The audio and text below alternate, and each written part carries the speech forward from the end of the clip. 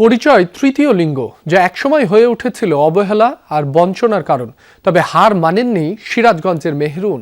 অন্ধকার জীবনের পথে না গিয়ে সংগ্রাম আর সহায়তায় খুঁজে পেয়েছেন আলোর দিশা। যমুনা টেলিভিশনকে তাকে নিয়ে সংবাদ প্রচারের পর সহায়তার হাত বাড়িয়েছে প্রশাসন সহ সমাজের মানবিক কিছু মানুষ।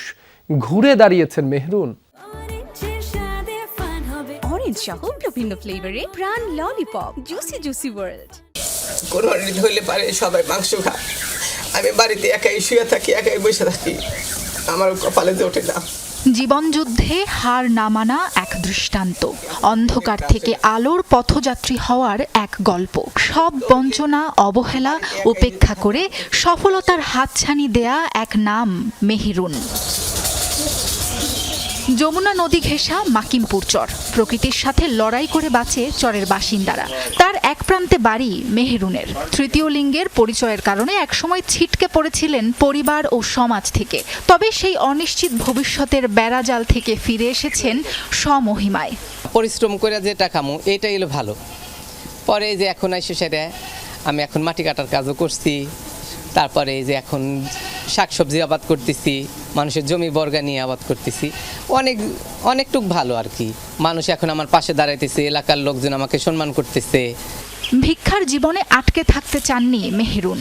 নিজের পরিশ্রমে বাঁচার ইচ্ছা তাকে নতুন পথে হাঁটতে শিখিয়েছে। আজ সে চাষ করেন অন্যের জমিতে, মাটির ছোঁয়ায় খুঁজে পেয়েছেন আত্মসম্মান।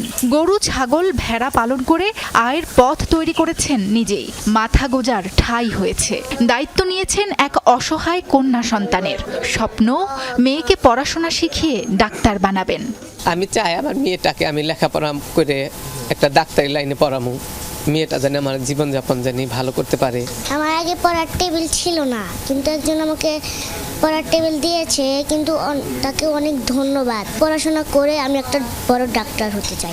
মেহরুনের গল্প মনে করিয়ে দেয় একটু মানবিকতা, সহায়তা আর সম্মিলিত চেষ্টায় সমাজের পিছিয়ে থাকা জনগোষ্ঠীও বাঁচার স্বপ্ন দেখতে শেখে।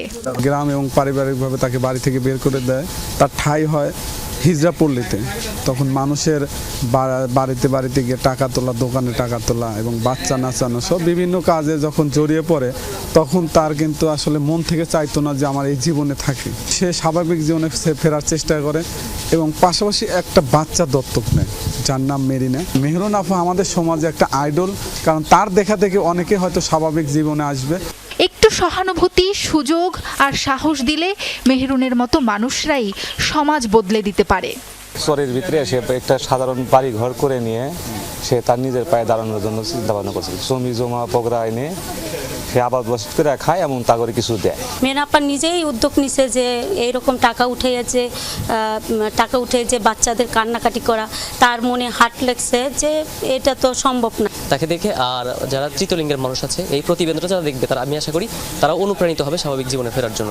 প্রশাসন বলছে সম্মিলিত উদ্যোগে মেহরুনের মতো আরও অনেকের জীবন বদলানো সম্ভব। মেহরুনের যে ফিরে আসার যুদ্ধটা, এই যুদ্ধ দেখে যেন আরও এরকম অনেকেই তৃতীয় লিঙ্গে যারা আছেন তারা যেন এরকম সামাজিকভাবে নিজেরা আত্মনির্ভরশীল হন এবং প্রতিষ্ঠিত হন, সে বিষয়ে আসলে আমাদের সব পর্যায় থেকে সকল মানুষকেই কাজ করতে হবে। মেহরুন করুণা চান না, চান সম্মান, সুযোগ আর স্বীকৃতি। গেল বছর যমুনা টেলিভিশনে মেহরুনকে নিয়ে সংবাদ প্রচারের পর স্বাভাবিক জীবনে ফিরে আসতে তার পাশে দাঁড়ায় প্রশাসন সহ সমাজের কিছু মানবিক মানুষ। সাবরিনা লিজা, যমুনা নিউজ।